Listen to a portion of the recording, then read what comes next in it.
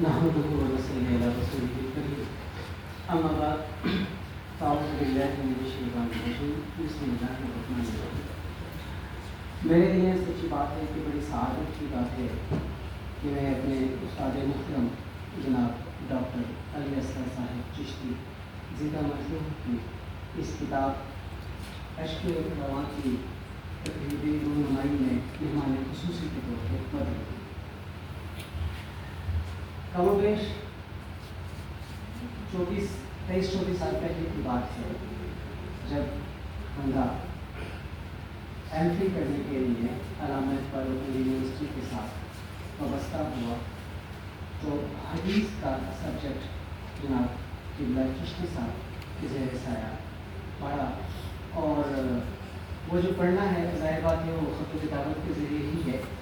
وہ ظالم تلمس کو کہنا ہوا جو عمومی طور پہ استاد و شاگرد کا ہوتا ہے، لیکن جو ایک تعلق اس وقت کا قائم تھا وہ تعلق آج بھی اسی طریقے سے موجود ہے۔ چند روز قبل آپ میرے دفتر میں تشریف لائے، اور میرے لیے بڑی خوشی اور سعادت کی بات کہ آپ مبارکباد دینے کے لیے تشریف لائے، اور پھر جب آپ نے اس بات کا اظہار کیا کہ یہ تقریباً رونمائی ہے اور ڈاکٹر مجاہد صاحب کی تشریف فرما تھی اس وقت میٹنگ کے اندر، تو میں نے بس کیا کہ میرے لیے بڑی سعادت کی بات ہوگی کہ اگر میں اس تقریباً رونمائی میں شرکت کروں۔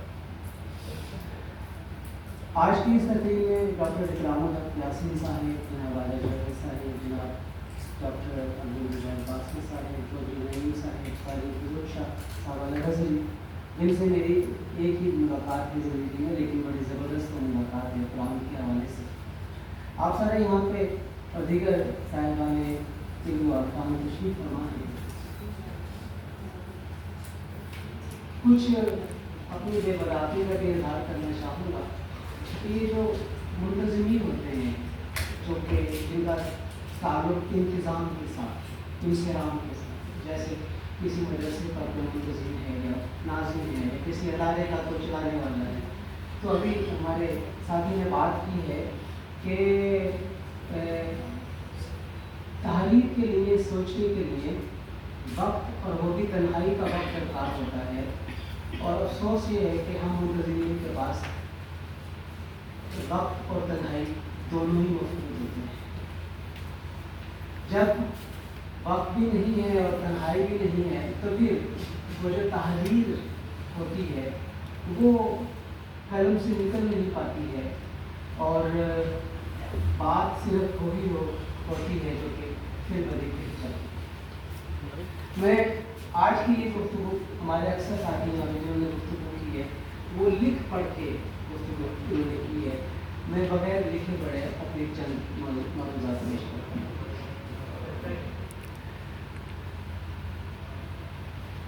یہاں پہ بات کی گئی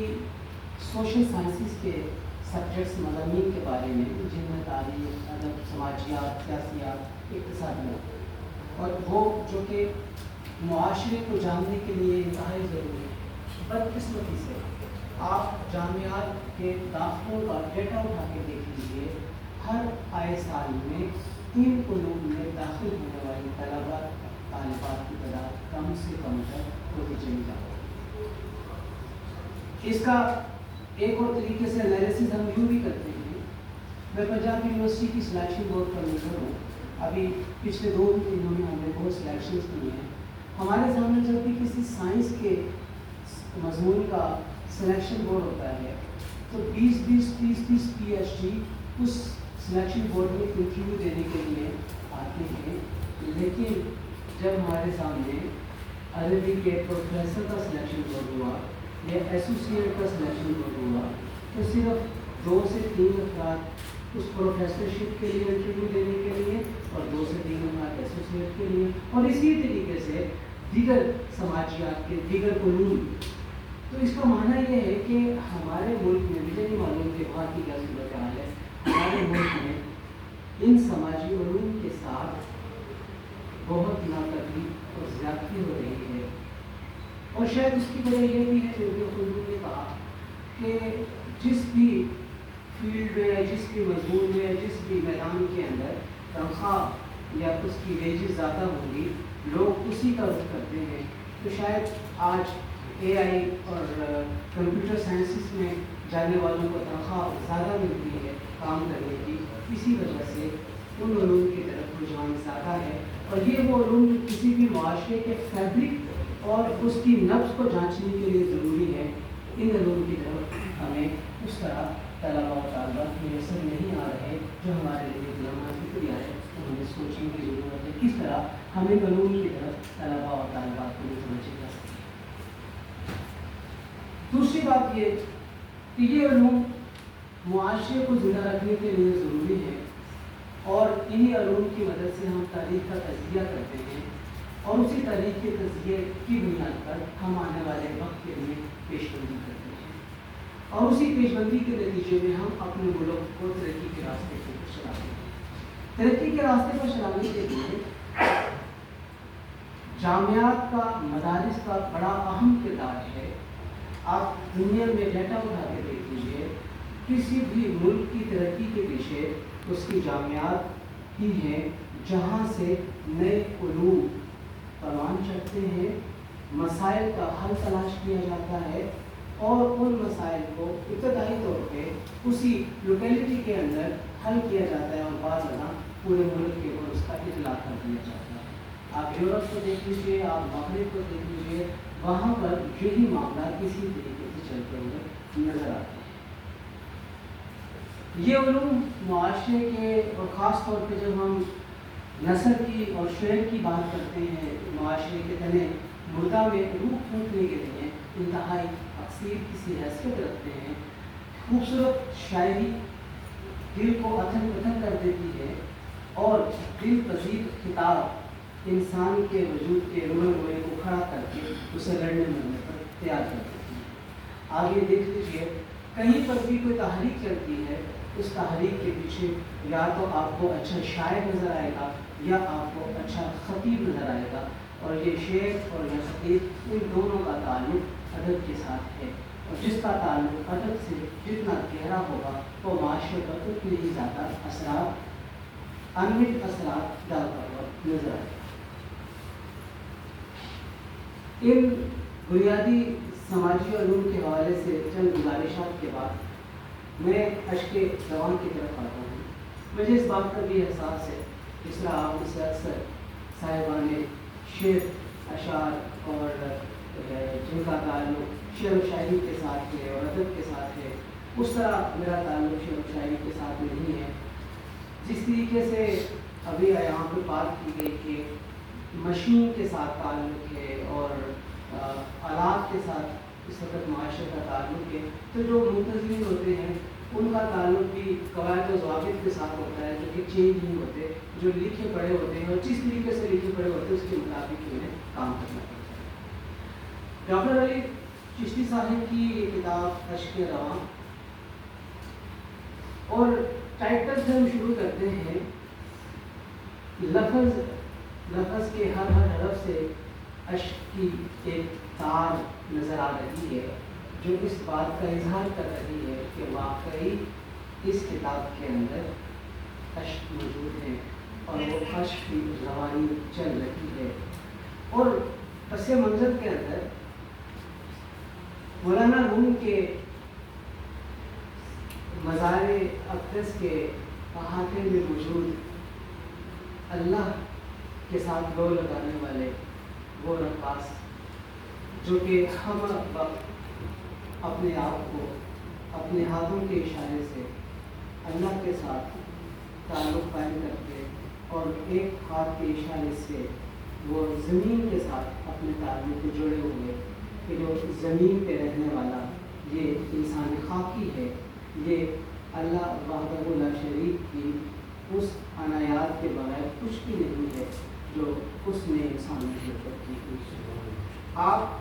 سرور کو دیکھ لیجئے، اور اس کے اختتامیہ کو آخری پس ورق بالکل آخری ہمارا اس کا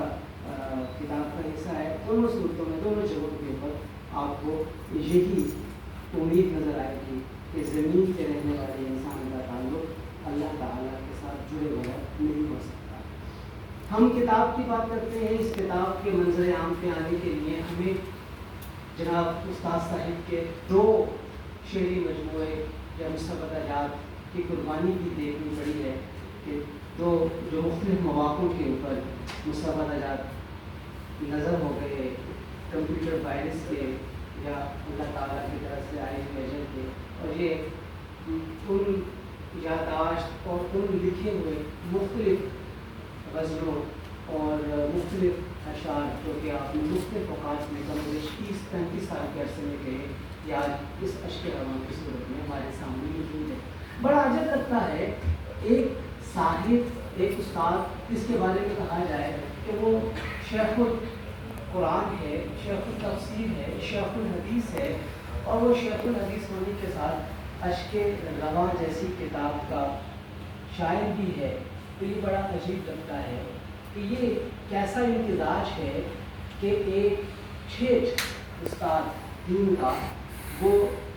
अशआर के ज़रिए अपनी कल्बी हालत को, और वो कल्बी हालत जो कि हिजर, वसल, अलाम, तीर शब, मेखाना, साकी, खून सहराई, जाम, तन्हाई जैसे एहसासात और कैफियत को भी जानता है। ये जो इस्तिआरे हैं, ये जो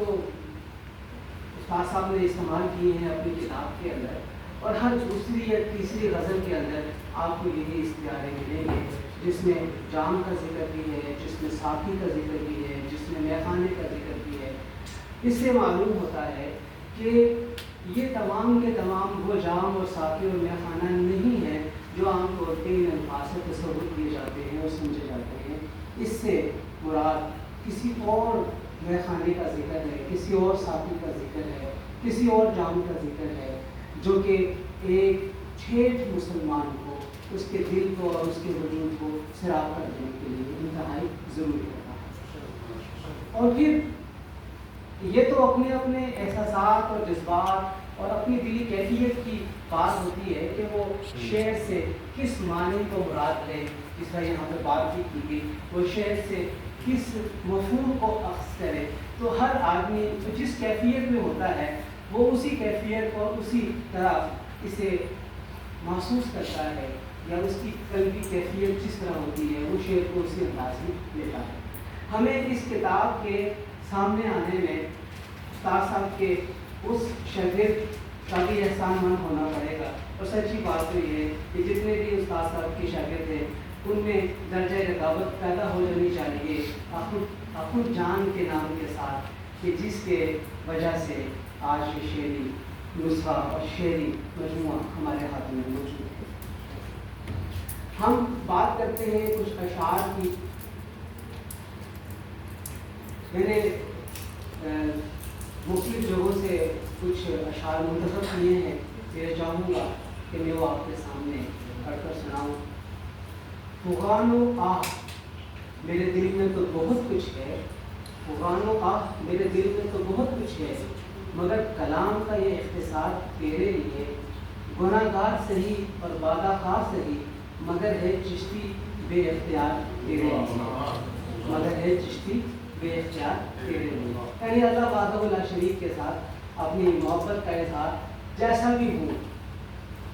चिश्ती जैसा भी हो, कि परवरदिगार तेरे लिए है, और उसका वजूद, उसका दिल और दिमाग सब कुछ तेरे लिए है। नबी करीम सल्लल्लाहु अलैहि वसल्लम के हवाले से जो नात मुबारक पेश की गई, उसके आखिरी 2 शेर आपकी नज़र, अज़ानों में तू है, नमाज़ों में तू है, ख़तीबों के नाजुक इशारों में तू है, ख़तीबों के नाजुक इशारों में तू है। और ये जो खुतबा होते हैं ये नबी करीम सल्लल्लाहु अलैहि वसल्लम की सीरत तैयबा के मुख्तलिफ रवैयों और ज़ावियों को पेश करके वो चाहें तो पॉजिटिविटी की तरफ लेके चले जाएं, वो चाहें तो वो माशरे को नेगेटिविटी की तरफ लेके जाएं। नाजुक इशारे, अदाएँ मेरी दे रही हैं गवाही कि चिश्ती की पुरसोज नालों में तू है। यानी जो कुछ भी है वो नबी करीम सल्लल्लाहु अलैहि वसल्लम की वजह से ही है। और फिर जब इश्क़ मज़ाजी की बात की जाए तो देखिए क्या खूबसूरत लिखारिया है, वो प्यार की बातें, वो मुअत्तस सी फ़ज़ाएँ। अब जरा उस कैफियत को देखिए کہ فضا بڑی معطر ہے، دھیمی دھیمی سی ہوا چل رہی ہے، پیار کی باتیں ہیں، وہ موسم برسات مجھے یاد ہے اب تک، وہ موسم برسات مجھے یاد ہے اب تک، جب پیار کے لمحات میں ہم ساتھ تھے چشتی، جب پیار کے لمحات میں ہم ساتھ تھے چشتی، اور ہاتھ میں تھا ہاتھ، مجھے یاد ہے اب تک۔ آپ دیکھیں کس طریقے سے اس عشق مزاجی کا اظہار کیا گیا، اور یہ لگتا ہے کہ یہ ڈاکٹر صاحب نے 1990 میں یہ جب غزل لکھی ہے، کم و بیش آج سے 30 سال پہلے، تو اس وقت واقع کر آپ کے دل و دماغ کی کیفیت اور اس عشق کا اظہار جو اس ان اشعار میں ہو رہا ہے، ہم اس سے بخوبی آگاہ ہو سکتے ہیں۔ میں نے آپ سے ہمیں عرض کیا کہ ہمیں الفاظ بڑے ملتے ہیں، جس میں ساقی ہے، جس میں جام پلانے کی بات ہے، تو اکثر نظموں کے اختتام کے اوپر ہم انہی مختلف الفاظوں کو مختلف انداز سے دیکھتے ہیں، جیسے کاش چشتی کو پلانے کے لیے ساقی اب بیتاب ہے اور ہم نہیں، ساقی بیتاب ہے ہم نہیں ہے، لیکن چشتی کو جام پلایا جا رہا ہے۔ اور اسی طریقے سے جام کے حوالے سے ایک اور شعر میں جو آپ کے سامنے پیش کرنا چاہوں گا،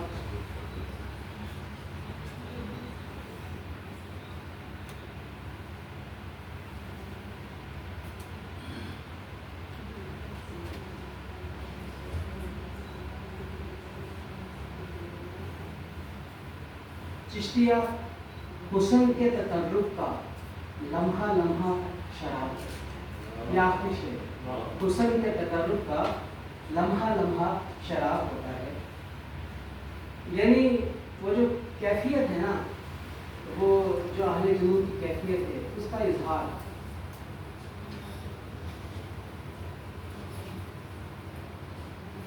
پلا چشتی کو اس پانی سے ساقی، کسی کی آنکھ میں جو رہتا ہے۔ اب تشبیہات دیکھیے۔ اچھا پھر بڑی ایک عجیب سی بات ہے، یہاں پہ میں نے ایک اور شعر دیکھا، عام طور پہ جو آلام ہیں، تکالیف ہیں، شعراء ان تکالیف کا ذکر کرتے ہیں، لیکن بڑی خوبصورت انداز میں، جگر میں درد ہے، دل مضطرب ہے چشتی، کسی کو کیسے بتائیں کہ زندگی نہ رہے، جگر میں درد ہے، دل مضطرب ہے چشتی، کسی کو کیسے بتائیں کہ زندگی نہ رہے۔ ایک اور بڑا خوبصورت شعر میں چاہوں گا کہ میں آپ کے سامنے پیش کروں۔ میں نے پہلے بھی عرض کیا کہ لکھی پڑی بات اور طرح کی ہوتی ہے، اور جو انٹرٹائن کی جائے اس میں ایک فرق آ جاتا ہے تھوڑا سا۔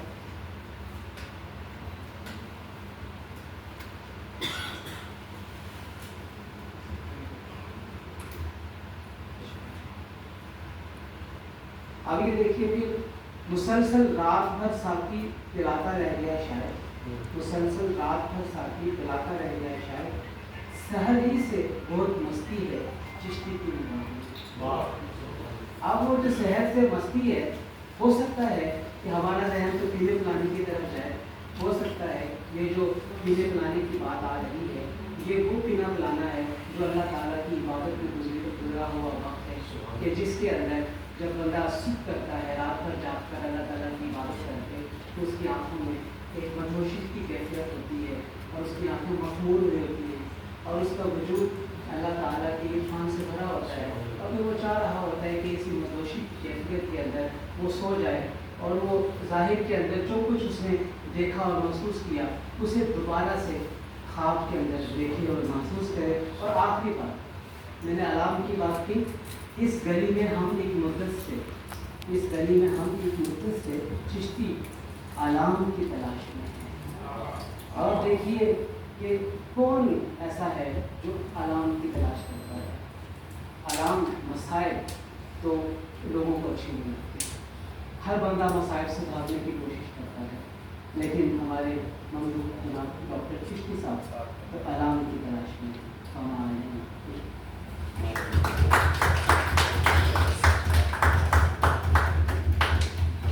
بہت شکریہ علامہ راغب نعیمی صاحب، آج کی تقریب کے مہمان خصوصی ارشادات فرما رہے تھے۔ آپ نے آخر میں التماس